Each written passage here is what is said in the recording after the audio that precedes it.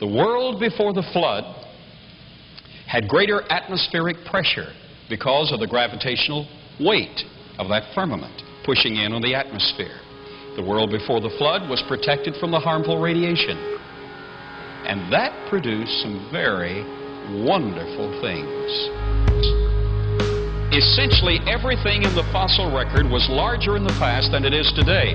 The great white shark today gets 36 feet long, but in the fossil record he is 60 feet long. Something must explain that. In addition to that, this lepidodendron has its counterpart today. The very same form is the Lycopsid club moss. It gets 16 inches tall at best, but in the fossil record, that very same plant is 150 feet tall. We're not evolving. We've lost something in the process, or lost the conditions that would permit the full expression of the life form. 2.18 atmospheres of pressure. That's what the best of our research shows that canopy firmament pushing in on the atmosphere would have introduced. 2.18 atmospheres of pressure. We have dragonflies today. Here in East Texas, the dragonflies get how big? About a 4-inch wingspan, maybe 5 inches. In the fossil record, that very same life form, the dragonfly, had a 36-inch wingspan. Human life forms were larger in the past, and incidentally, they were more intelligent in the past. But given these circumstances, with a little over 2 atmospheres of pressure, 25% oxygen in contrast to today's 21% oxygen, the brain, from conception on, would be hyperoxygenated, not to the point of toxicity. This is the perfect level, a little over 2 atmospheres of pressure, 25% oxygen. In the fetal formation of the brain, it would be enlarged to begin with. The cellular structure would be fed and nurtured from before the child was born. Then you would live in a context where your brain would be totally fed in all its capacity with oxygen. That means that every person sitting in this audience, if you were to live under these conditions and having been born under those conditions, would put Albert Einstein to shame in your intellectual capacity. Does anyone here recognize the name Jessica McClure? How many recognize the name Jessica McClure? Every hand in the building as far as I can see. Who's that little girl? She's a little girl who fell in a well in Midland, Texas. 58 and a half hours, her right leg was suspended behind her back. And for 58 and a half hours, her right foot was in her face. That's a pretty difficult position to be in. She's a brave little girl. I'm not sure I could have held out that long. When they got to her, her right foot, because of its suspension and the lack of blood supply and oxygen, her right foot was black.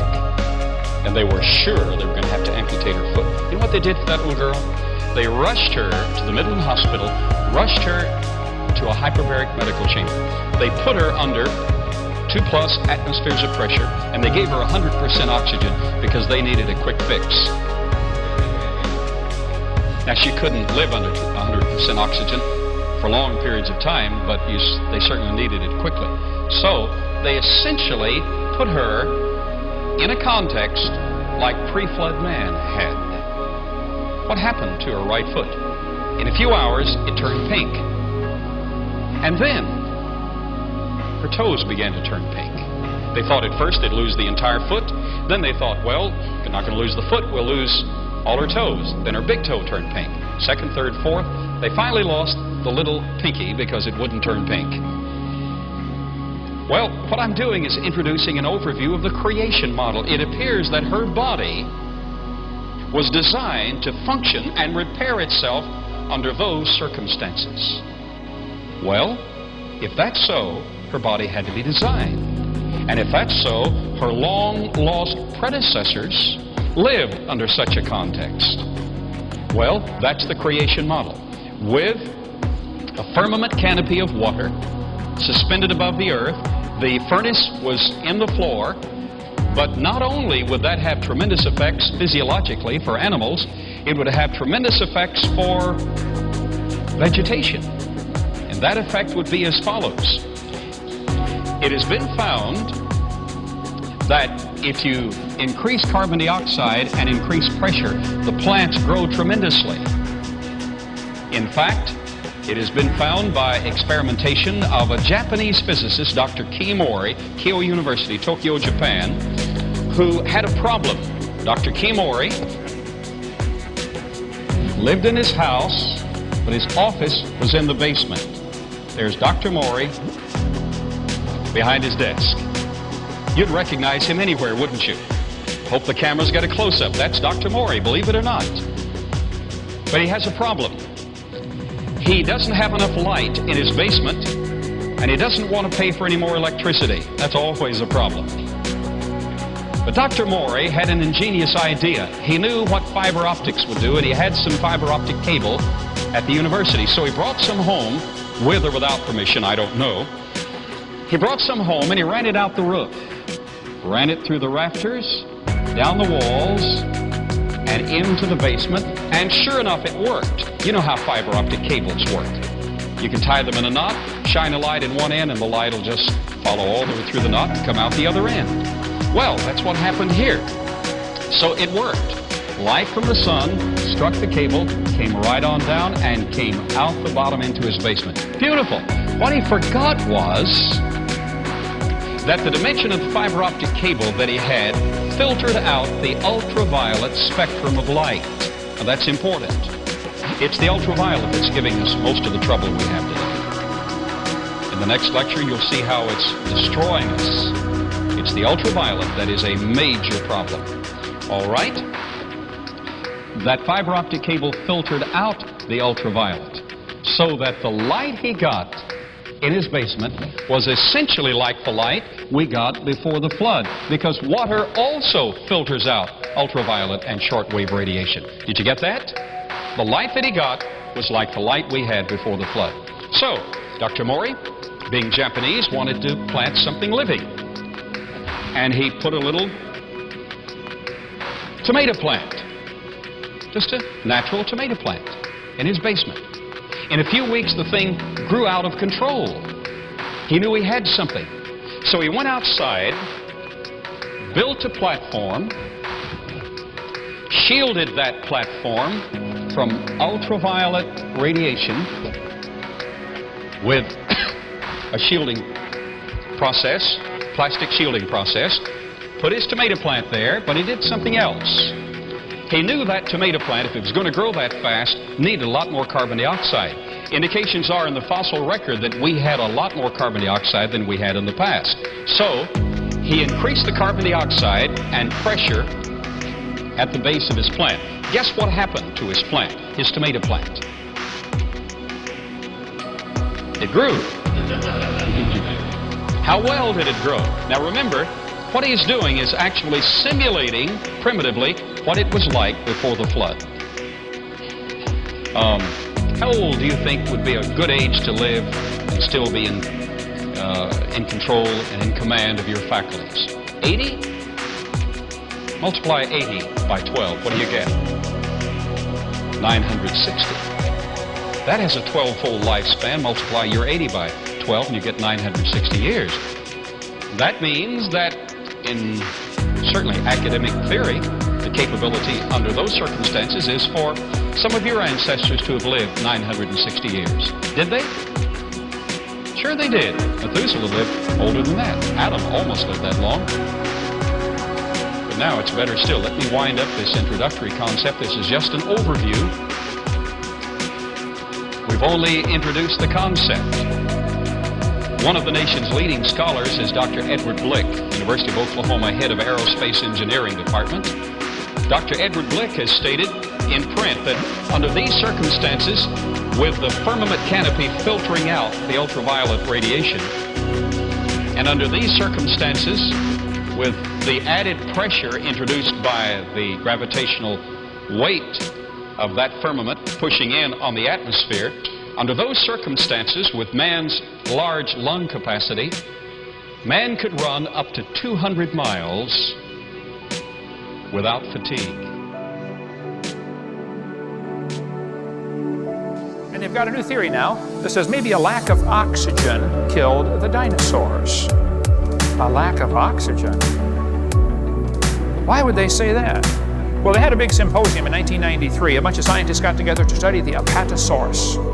And they said, folks, we've got a problem. An 80-foot Apatosaurus had nostrils the same size as a horse. How is an 80-foot animal going to get enough air through nostrils the same size as a horse? He'd be sucking so hard trying to get a breath, it'd set him on fire from the friction from the wind whistling in there. They couldn't breathe. Well, apparently they did breathe because bones of dinosaurs are found all over the planet.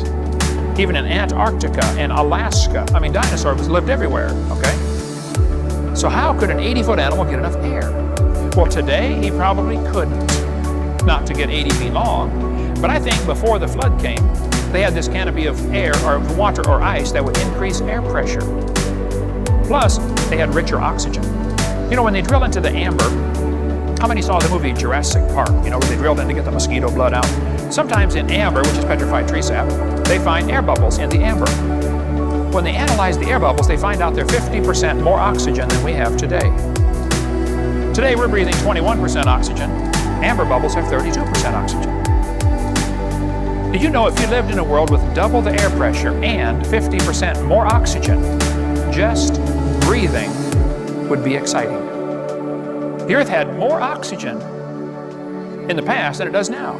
Now, you kids are going to be told in textbooks that the Earth had no oxygen at the beginning when life was evolving, called a reducing atmosphere. That is baloney. We cover all that about video 4, about how life began. It could not have evolved with oxygen or without oxygen. But if you double the air pressure and increase oxygen, not only does your hemoglobin take on oxygen like it's supposed to, your plasma will get oxygen saturated, which means you could run hundreds of miles without getting tired. Adam and Eve didn't need a car. They could run to grandma's. Only they didn't have a grandma. Or mother-in-law, by the way. That's why it was paradise. I think before the flood came, I think things were a whole lot different. With increased oxygen, you would heal up much faster. Man, in the pre-flood world, if they had double the air pressure and increased oxygen, you would just be full of energy all the time.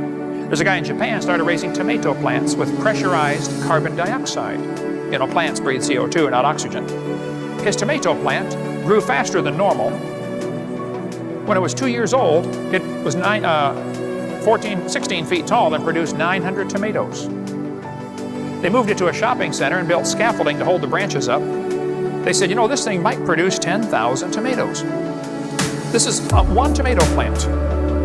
It ended up growing 40 feet tall, producing 15,000 tomatoes off one plant.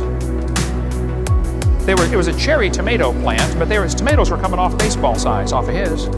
But I debated Jeannie Scott in a debate, and she said, Dr. Hovind, there are 80 separate layers of coal in the Midwest. She's right. She said, if you look at the amount of coal in the world today, the entire biomass, all the plants of the world today, could not possibly be converted to that much fossil fuel. She's right again. There is so much coal in the world that if you took every tree and blade of grass and bush and squished it, you couldn't make all the coal. There are enormous volumes of coal in the earth. I said, Jeannie, you are right. She said, well, don't you see, Hovind? There had to be an enormous amount of time to lay down all the coal seams. Oh, no. Right there, she's wrong. You see, she's looking at today's world and assuming that's how it's always been. The coal we find in the ground today is a result of that flood, which buried the world before the flood, when they had lots more trees. There's a coal mine in Montana that is 10,000 square miles of coal up to 200 feet thick. Someone told me a few months ago they've now found a seam 300 feet thick. That's a lot of coal. A lot of coal. And sometimes in coal, human artifacts are found. This bell was found inside a lump of coal. This iron pot was found inside a lump of coal. The sole of a shoe found inside a lump of coal. We cover more on that on video 6 about coal formation. But the Bible says there were herbs, that's plants, over all the earth. It's not that way today. 70% of the earth is underwater, for heaven's sake, okay? That's not covered with plants. The earth was covered with plants when God made it. Did you know they find leaves in Antarctica? 250 miles from the South Pole, they're finding leaves.